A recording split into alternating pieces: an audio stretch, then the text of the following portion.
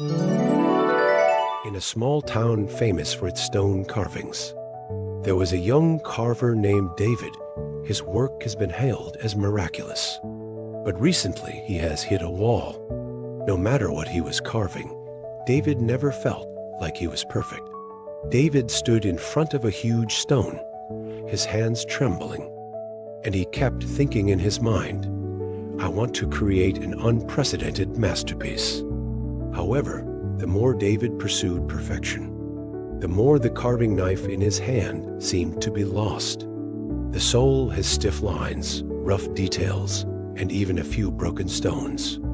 David said frustratedly, "Maybe I'm not worthy of being a carver at all." One day, Leo, a respected old carver in the town, came to his studio. Leo stared at the unfinished statue and said with a smile, "David, this stone is as anxious as you are." David asked doubtfully, "What do you mean?" Leo sat down and said gently, "When I was young, I was like you. I wanted to surpass myself and create perfection every time I carved. But every time I failed. I regarded the stone as my enemy and blamed it for its stubbornness. Later, I learned to enjoy the process of carving and focus on the present. Don't worry about the final appearance. The stone will tell you what it wants to be." David lowered his head and pondered.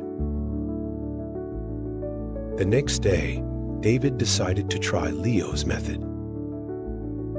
David was no longer in a hurry to finish, but focused on feeling every friction between the blade and the stone, every piece of debris falling off. David focused on the present moment,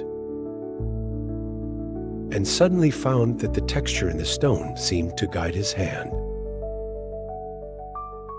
A few days later, a beautiful masterpiece was completed.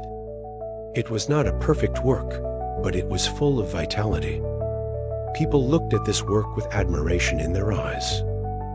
David finally understood that real art is not about pursuing results, but about enjoying the process.